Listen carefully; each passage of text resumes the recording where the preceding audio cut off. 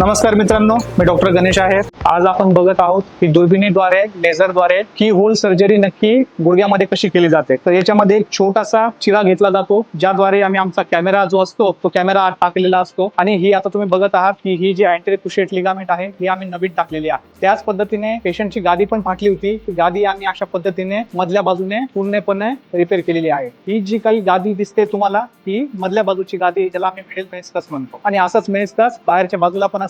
या साईडला ज्याला तुम्ही बघत आहात त्याला लॅटरल मेनिस्कस म्हणजे बाहेरच्या बाजूची गादी असं म्हटलं जातं. तो जो आहे तो आमचा कॅमेरा कन्सोल आहे. खाली जे असतं ते लाईट सोर्स असतो, कारण की आपल्या गुडघ्यामध्ये पूर्णपणे अंधार असतो, तर दिसण्यासाठी उजेड लागतो. ती उजेडची जी वायर असते ती ही असते, ज्याच्यामधून तो उजेड या कॅमेऱ्याला अटॅच होऊन आम्हाला व्यवस्थित गुडघ्यामध्ये किंवा सांध्यांमध्ये व्यवस्थित सगळं बघता येतं. आणि दुसरा जो काही आमचा चिरा असतो, त्या दुसऱ्या चिऱ्याद्वारे आम्ही जे आमचे काही इन्स्ट्रुमेंट असतात, जसं शेवर वगैरे झालं, या सगळ्या गोष्टी आम्ही याच्यातून टाकत असतो. असं फक्त 2 इन्सिजनने, 2 टाक्याने हे लेझरचं ऑपरेशन पार पडत असतं. धन्यवाद.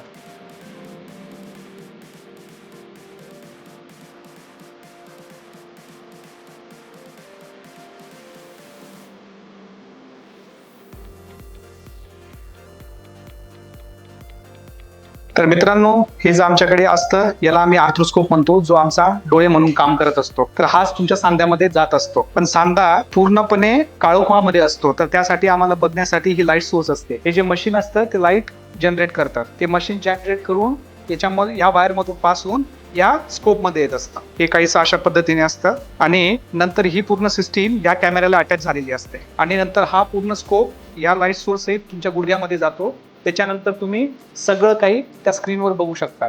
गुडघे, उभे, सांधे, आपले काही जे काही सांधे असतात त्याच्यामध्ये जे काही टीयर वगैरे झालेले असतात, आम्ही या कॅमेऱ्याच्या साहाय्याने क्लिक करू शकतो. धन्यवाद.